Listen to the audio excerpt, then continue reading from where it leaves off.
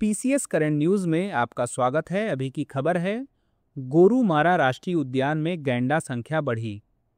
सबसे पहले हम जानेंगे यह चर्चा में क्यों है, उसके बाद हम जानेंगे गोरुमारा राष्ट्रीय उद्यान के बारे में, फिर एक सींग वाले गैंडे के बारे में जानेंगे और उसके बाद भारतीय गैंडा विजन 2020 के बारे में जानते हुए एक अभ्यास प्रश्न देखेंगे। हाल ही में गोरुमारा राष्ट्रीय उद्यान में 2 गैंडे के शावकों का जन्म हुआ। इससे पार्क में गैंडों की संख्या 61 से बढ़कर 63 हो गई। यह वन्य जीव संरक्षण के लिए बड़ी उपलब्धि मानी जा रही है। गोरुमारा राष्ट्रीय उद्यान के बारे में, गोरुमारा राष्ट्रीय उद्यान जल्दापाड़ा से 80 किलोमीटर की दूरी पर दोआर्स के तराई क्षेत्र में पूर्वी हिमालय की तलहटी पर स्थित है।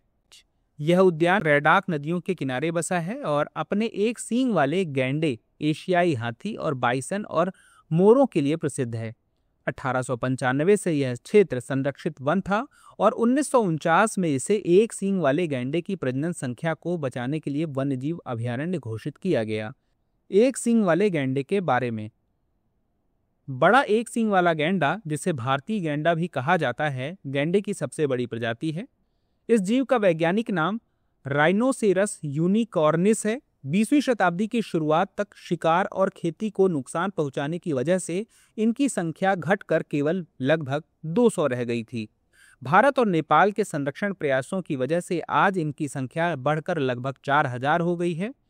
इसकी पहचान एक काले सींग, 8 से 25 इंच लंबा और कवच जैसे दिखाई देने वाले धूसर भूरे रंग त्वचा की तहों से होती है। इसका भोजन मुख्यतः घास है, लेकिन यह पत्तियां, झाड़ियों और पेड़ों की टहनियां, फल और जलीय पौधे भी खाता है। भारतीय गैंडा विजन 2020, भारतीय गैंडा विजन 2020 कार्यक्रम 2005 में शुरू किया गया था, जिसका लक्ष्य 2020 तक असम के 7 संरक्षित क्षेत्रों में कम से कम 3000 बड़े एक सींग वाले गैंडों की आबादी प्राप्त करना था। इस योजना के तहत 7 संरक्षित क्षेत्र में काजीरंगा, पोबितोरा, ओरंग राष्ट्रीय उद्यान, मानस राष्ट्रीय उद्यान, लाखोखोवा वन्यजीव अभयारण्य, बुराजपोरी वन्यजीव अभयारण्य और डिब्रू सैखोवा वन्यजीव अभयारण्य शामिल है। कार्यक्रम का मुख्य उद्देश्य जंगली से जंगली स्थानांतरण था, जिसमें काजीरंगा जैसे घनी आबादी वाले पार्कों से गैंडों को कम आबादी वाले पार्कों में स्थानांतरित किया गया। कार्यक्रम ने लगभग 3000 गैंडों की आबादी का लक्ष्य हासिल कर लिया, लेकिन गैंडों को योजनानुसार 4 संरक्षित क्षेत्रों में से केवल